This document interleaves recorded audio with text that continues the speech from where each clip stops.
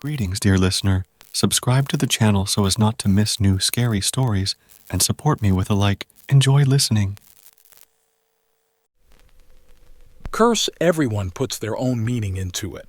Very often, wanting to appear more unhappy in the eyes of friends and loved ones, we arrogantly call a series of small, everyday troubles by this name. What is the sin? Everyone sometimes wants to share their experiences, and so that at least someone hastens with words of consolation, it is only necessary to add drama. The beloved hamster ran away. Everything fell out of hand. They talked to a tram bum, nothing but a curse. And the most impressive will still make an expressive look, they say. They know who made them evil or who sent them damage. Alas, dear friends and lovers of mysticism, not all troubles can be attributed to the machinations of dark forces and evil spirits. Sometimes we are just unlucky. It is human nature to make stupid mistakes, which, obeying the universal law of balance, return to us in the form of problems. But what if the essence of the curse that has befallen you lies precisely in trifles, mental or physical discomfort? Like a punishment postponed until the deadline, it follows you inexorably. His presence will be easily felt when you are alone. Something oppressive and evil is lurking in the corner of the room, right behind you. Don't look around. I will tell the story of my distant and not the most worthy relative. Let's introduce him as a wealthy businessman named Dmitri. A tall, handsome, attractive guy in his own way. Age, slightly more than 30 years at that time. Dima, unfortunately, is a typical pamper of fate. With modest talents and ordinary commercial abilities, at 25 he headed a small private company. Dad's legacy. The role of the chief foolishly affected the already quarrelsome nature of the young man. Dmitri quickly resembled a classic tyrant boss with cockroaches in his head, who, as usual, gave him a standing ovation at each of his jumps. And crazy money from a well-established business chose the remnants of conscience and honor as useless rudiments. And so, this man of fortune decided to build himself a palace worthy of such a successful and brilliant master. I ordered an expensive design project and signed a contract. But not with a large company, although he could afford it, but a free artel. Miserliness was also in the list of his characteristic traits. Construction took an inordinately long time. Over the course of 3 years, 5 designers and about a dozen crews changed, and Dmitri did not part ways with any of the contractors. Constantly scandalized, looked for a reason to break the contract and refused to pay for the work. Someone left, someone cursed, and there were those who went to court.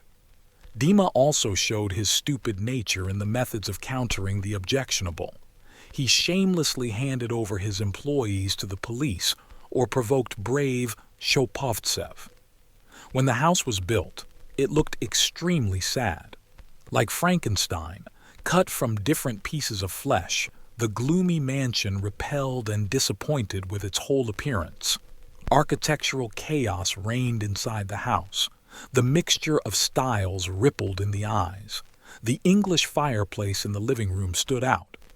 This was a monumental and formidable attribute of Dimka's greatness, inferior in its absurdity only to the Italian chandelier on the ceiling.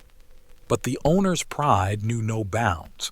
He invited everyone to see and appreciate the achievement, and I was there.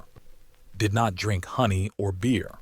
However, I did not find anything to envy, although the fireplace impressed me. Well, that's how it was calculated. Time passed. Dmitri lived in his citadel, but here's the trouble. Something was wrong in the new place, and every evening my relative spent anywhere but not at home. He complained that he couldn't sleep. He hears noises and some incomprehensible sounds in the house. As soon as the light is turned off, the house literally comes alive. Everything creaks, whines. The wind howled in the fireplace, and I would like to believe that it was a draft, because howling scared very much. There were cries and moans in them. The atmosphere of a nightmare was complemented by a sudden sharp and unpleasant smell. It was as if something stuck in the crack and expired, filling every cubic millimeter of space with stench. At first, all worries were attributed to the shrinkage of the house, problems in drains and sewage. But an inspection of the home's support systems and the foundation itself revealed nothing. During the day, everything is quiet and peaceful, except that there is a problem with heating. No matter how much you heat it, the house cools down in an instant. In addition, the air conditioner is constantly running. The smell has not dissipated for several weeks. One joy is an English fireplace. Dima liked to inflame his ego and would sit for a long time in front of the fire dancing in the stone box. Once, he fell asleep in the chair, and he woke up closer to midnight. The flame went out, even the corners dimmed. The room was plunged into darkness. Footsteps were clearly heard in this emptiness. Something tiny ran along the wall from corner to corner. When the steps approached the fireplace, the mysterious creature froze and after a moment ran back. Dima felt his hair stand on end with fear. He could perfectly distinguish a rat or a cat from a person, and now he was sure that there was a child in the living room with him. The horror caused by this phenomenon paralyzed him and kept him in a stupor for a quarter of an hour. When the night guest ran up and calmly walked straight to the chair, his nerves could not stand it, and Dima shouted like a madman. He overcame his paralysis and ran to turn on the light, but as soon as the darkness receded, everything quieted down. Inspection of the place did not give any answers. Dima told his relatives and friends about all his misfortunes, and someone thought it was smart to invite a fortune teller. Dmitri did not like the suggestion, but the idea of consecrating the house was even more disgusting to him. I found the right specialist through acquaintances. This was an experienced psychic and magician in the 100th generation. The woman busily went around the house with the frames and said that the owner has a terrible curse, the envy of ill-wishers, and now a ghost roams the house, and many other frightening diagnoses. It was necessary to pay a serious amount for cleaning and removal of damage.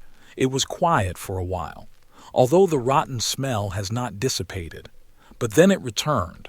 Noises and footsteps began to be heard every night. Something added to everything with each arrival and was already clattering with dishes in the kitchen or stomping with heavy scissors on the second floor. Dima stopped spending the night in the house and moved to a rented apartment. The guy showed all the signs of deep depression and psychosis. No one believed him. Out of desperation, he decided to sell this building and seek happiness elsewhere. However, the cursed real estate seemed to scare off potential clients. As they say, if there was no happiness, yes, misfortune helped. In winter, one of the heating pipes burst and we had to call a repairman. He turned out to be a grandfather, over 60 years old, who had come all the way from Belarus to work. The strong old man just crossed the threshold and immediately told the owner that the house was unclean and it wasn't the sewer system. Dima thought about yelling, but curiosity turned out to be stronger. We started talking. Grandfather listened to the sad story. He offered help for a reasonable fee. Dmitri agreed and, contrary to his custom, paid in advance. The strange plumber took a hammer from his toolbox and went to tap the walls and floors. How and what he listened to is unclear, but every time he heard or sensed a suspicious place, the man unceremoniously wielded a hammer, opening voids and hiding places with time bombs, ordinary chicken eggs that had managed to go rotten. 5 hours later, 24 carefully removed eggs lay on the table in the living room. Each bomb was pierced with a needle so that the rot would slowly seep out. Having finished with this, the plumber spent only 20 minutes on the original reason for the call, a broken pipe. Dmitri generously thanked his savior. Fears and paranoid phobias receded. After all, everything turned out to be simple and clear. One of the builders decided to take revenge in this simple way. The stench poisoned the air and caused hallucinations. He told the worker about his conclusions. He nodded, and so, by the way, he left. They say, he could break the fireplace, but only the owner can do that. Dima did not attach any importance to these words. We said goodbye. 5 hours later, 24 carefully removed eggs lay on the table in the living room. Each bomb was pierced with a needle so that the rot would slowly seep out. Having finished with this, the plumber spent only 20 minutes on the original reason for the call, a broken pipe. Dmitri generously thanked his savior. Fears and paranoid phobias receded. After all, everything turned out to be simple and clear. One of the builders decided to take revenge in this simple way. The stench poisoned the air and caused hallucinations. He told the worker about his conclusions. He nodded, and so, by the way, he left. They say, he could break the fireplace, but only the owner can do that. Dima did not attach any importance to these words. We said goodbye. He stayed with relatives for several nights, hoping to get rid of the stench and move back into his sweet home. But upon returning, as soon as the sun set below the horizon, everything happened again.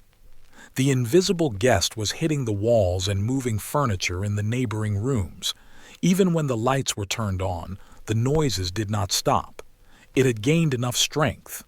Then I remembered the phrase about the fireplace. The next morning, Dima called the masons and, together with them, without preamble, began to destroy his pride.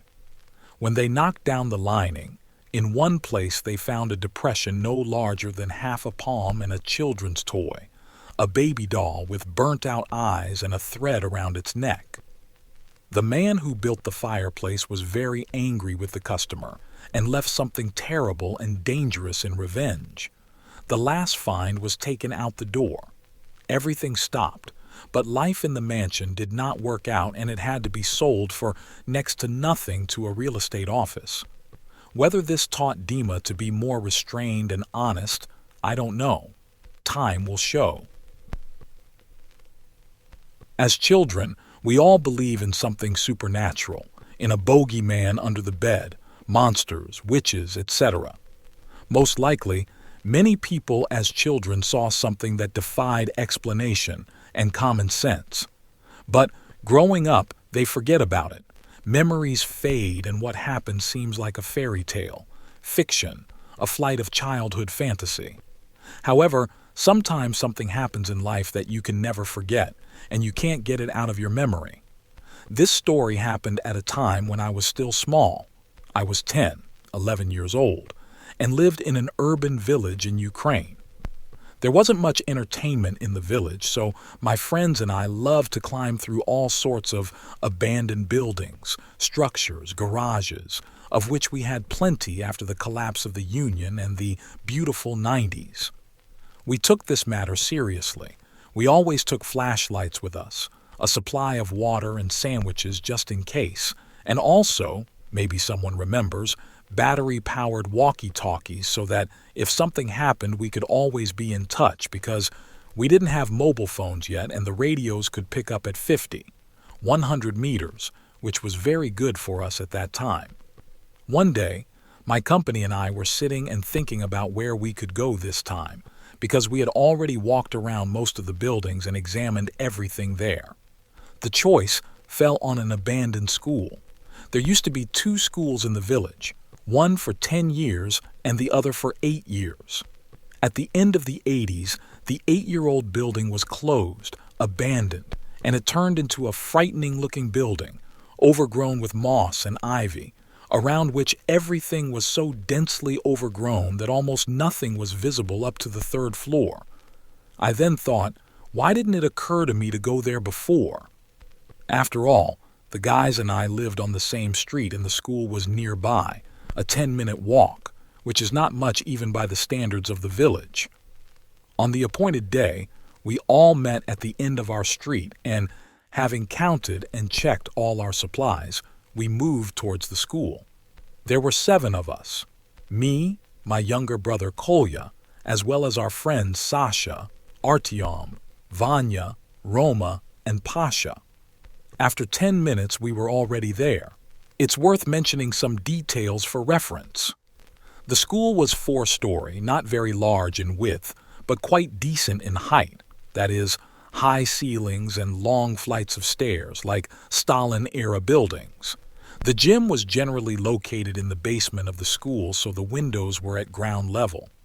Having examined one wing of the school with flashlights, we realized that the entrance to the second wing was blocked from the outside of the school, so you couldn't enter from the main entrance, and also from the inside, that is, from one wing of the school we could not get into the other.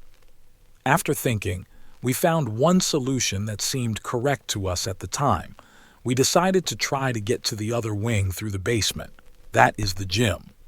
We all gathered near the window to the gym, and since we couldn't get there any other way, we decided to go down right through the window, supporting each other. The guys examined all the windows, choosing the most convenient place to go down, and found an iron pin driven into the wall at the level between the window and the basement floor. We figured that the distance from the window to the basement floor was about 2 meters and the pin was somewhere in the middle. That is, you could climb down onto it and only then jump onto the floor. We sat and figured out who would go in what order and how to help each other get down and up so that there would be no unpleasant situations later. As I indicated above, the school was so densely overgrown with bushes and trees that it remained in the shade until the 4th floor. Needless to say, even standing near the 1st floor, we could see practically nothing, and in the depths of the gym, there was complete darkness. And so, while we were discussing who would go down first, Artyom walked away, picked up small stones, and, having nothing better to do, began throwing them at the wall. Then, apparently, he became inspired and began to throw inside the gym, trying to reach the opposite wall. I noticed this and tried to stop him. I really didn't like his attitude towards our business. And then, to spite everyone, Artyom took a rather heavy stone and threw it into the basement with all his strength. The stone hit the wall with a roar, and a strong echo was heard. And then an equally strong growl from the depths of the basement. At this moment, my legs gave way and my soul sank into my heels. The guys and I looked at each other and realized that we weren't imagining it. Everyone heard the growl. Loud and strong, scattered around, it still stood in the ears and made it clear that everything was happening for real. I think that at that moment everyone had already mentally abandoned the idea of climbing inside, and when we thought that we had already examined one wing and something could attack us. But time passed, 5, 10, 15 minutes, and nothing happened. Everyone gradually began to calm down and even put forward rational assumptions, such as the dog got lost and fell inside and growls, or there was no growl at all, it's just a strong echo, and others. Gradually, we moved away and decided to go down after all. Why should we small children be afraid of school? We started going down one by one, helping each other. Artyom stayed at the top with a walkie-talkie to help us get back out and keep in touch. My brother walked ahead with a walkie-talkie. Then I walked with a flashlight. The rest were behind us. We walked through the basement, quietly looked around and stopped. There were 2 passages from the basement, left and right. The left one was wider, and we headed there. Finding ourselves in a rather high room adjacent to the basement, we wanted to head even further into the interior, go out onto the flights and walk along the floors of the second wing. We had not walked even 5 meters when suddenly the lantern went out. We found ourselves in pitch darkness. I quickly asked the guys for a spare flashlight. "The flashlight doesn't work," Sasha's voice was heard from behind. "Mine too," Vanya whispered. "Kolyan, check the radio," I said. "Contact Tioma." "It's no use. There's some noise in the radio. Interference, in a word." Someone cursed behind me.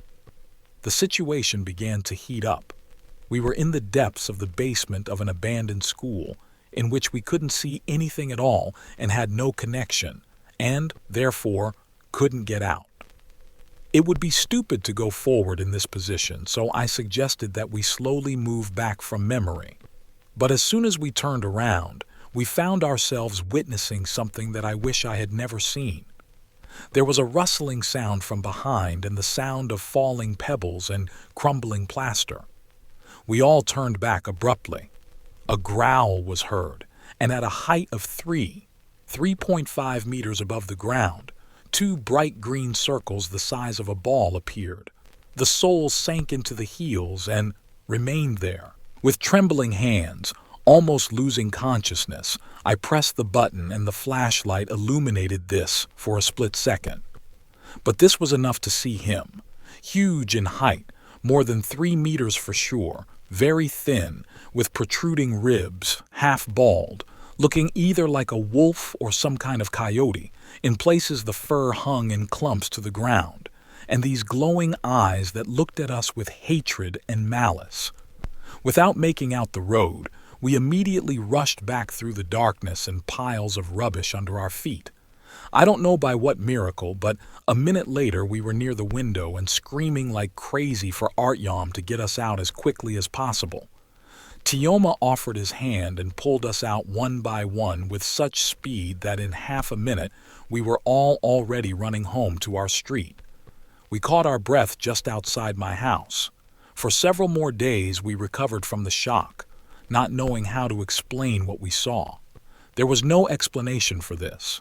We looked for answers to the questions to the best of our ability, but we were unable to really find out anything. After 10 years, the school was destroyed and the thickets around it were cut down. As adults, we went there again. They even examined the basement again, up and down, but did not find anything supernatural. I moved a long time ago. I don't keep in touch with the guys, but I still care about what it was, what we found in the abandoned school that day. One day, my friends and I came across an unusual abandoned house. It was 3 stories. It stood far from our city, that is, from the city to the abandoned place about 2 kilometers. We decided to go there and climbed almost the entire house, but there was only one apartment left. It's strange. Her door is locked. Luckily, the lock was old and rusty and easy to break. We opened the door and were surprised. The apartment did not seem abandoned. It was clean, but only the furniture was slightly scattered. I didn't even notice how it was already dark. I looked at my watch. It was 8 p.m. We decided to stay in this apartment until 10 p.m. and go home. We spread out around the apartment. There were 5 of us. We were all sitting in the hall and chatting, but I wanted to go to the toilet, so like a normal person in an almost normal apartment, I got up and went to the toilet. It was dark, so we all had flashlights. And so I almost reached the toilet, and as I passed by the kitchen, I noticed out of the corner of my eye a silhouette of a sitting, hunched man. I turned around in reaction, but there was no one there. I thought that it seemed to me. Having gone into the toilet, I did my job, but as soon as I started to leave, someone knocked on the toilet door. "Don't you see it's busy? Let me take a piss," I said. But no one answered me. I left the toilet, headed into the hall. There was no one there. I felt uneasy. "Hey, come out! It's creepy as hell here! Come out, damn it! It's not funny!" I screamed. But in the hall, instead of an answer, my echo sounded. I started dialing a friend's phone, and when I put the phone to my ear, I heard a call from the phone. "Yeah, I knew that you..." Turning around, I didn't see anyone. I only saw my friend's phone lying on the floor. I picked up his phone. I felt something wet and sticky. I shined it on my hand and almost screamed. My whole hand was covered in blood. I threw the phone away in horror and went to the exit, but as soon as I approached the door, it was boarded up and there were a bunch of locks on it. I went into shock. I went into the toilet and quickly closed it. Outside the door, I heard sounds as if someone was crawling. Then this something began to scratch at the door in the toilet. I was covered in beads of sweat. My heart had never beat so hard, but I was silent. Then the scratching stopped and this something crawled away somewhere with a growl. I waited like that for another 20 minutes and quietly left the toilet. I tiptoed into the dollar hallway. I looked into a room where I had not been before, and my heart almost burst out of my chest. Some fat creature sat and betrayed my friends, gnawed them like chicken wings. Sitting next to him like a dog was the very creature that was scratching the door. I was just about to go back when I accidentally stepped on a board, which creaked loudly. These creatures looked at me sharply. I crapped myself so much that I ran into the hall and jumped out the window. It was on the second floor. I fell on the wet grass. It was very dark. I quickly stood up, suddenly feeling pain in my leg. I think I sprained my joint, but I was so scared that I jumped on one leg to the city. Near my street, I felt dizzy and lost consciousness. I woke up in the hospital. They asked me what happened. I said I pulled a joint playing football. I didn't want to tell that story. They would have taken me for a madman. 2 years passed. This house was demolished. I was there and saw it being demolished. But when it was demolished, this apartment was not there. It was as if it had evaporated. They took everything down to the basement. This apartment did not exist. Instead, there was some kind of warehouse of things. This warehouse was locked from the inside. So these creatures are walking somewhere in the forest. I received a message on WhatsApp last night. I logged into the application and saw that a number I didn't recognize had added me to the group chat. I thought that maybe someone had made a mistake or had my number in the phone book. There was some strange correspondence going on in the group chat that scared me. And what I liked most was how it burned. By the way, fried human meat smells. It is inconvenient to express your emotions in correspondence. Let's meet at our place in half an hour. Was either this a stupid joke, or did I accidentally witness a discussion of murder? But I didn't pay attention to it and just left the group chat. I'm not interested in such jokes. But a few days later, the same number added me to the chat again, and I again read the terrible correspondence. It was cool. This is what I understand. There was so much blood. She should have cut the veins in her arms first and then her throat. Well, we can do it next time. I suggest we do it tomorrow. Well, that means we're going to our place at 10 in the evening. After that, I felt uneasy. If this is a stupid joke, it's already gone on too long. I decided to take this correspondence and numbers to the police. The police looked at me and said that I myself would now receive a fine for such pranks. No matter how much I asked them to punch the numbers, no one listened to me and simply pushed me out of the office. I decided that since no one cares, why should I care? I kind of did what was required of me. I returned home in a lousy mood and didn't want to do anything. Before I could lie down on the bed, I heard the sound of a message. More correspondence in the group chat. Did you not like it? What did we write? Death is so natural, and death in agony cleanses the soul. Jack, why the police? We thought you would like it and want to join us. Those who refuse us become the next victims. After that, I became scared. After all, this correspondence was addressed to me and they knew my name and that I went to the police.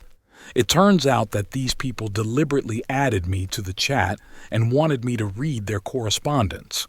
And now they are threatening me. I didn't answer, but tried to quickly remove the WhatsApp application from my phone. This was not enough, and I called the mobile operator and changed the number. But even after that, the feeling of fear and anxiety did not leave me. A couple of days later, I read a crime chronicle on the internet. It was written there that recently in the city where I live, a charred body was found in an abandoned building. The body belonged to a young girl. Is it really true that I read the correspondence of real killers, and what if these are not jokes and I will be next?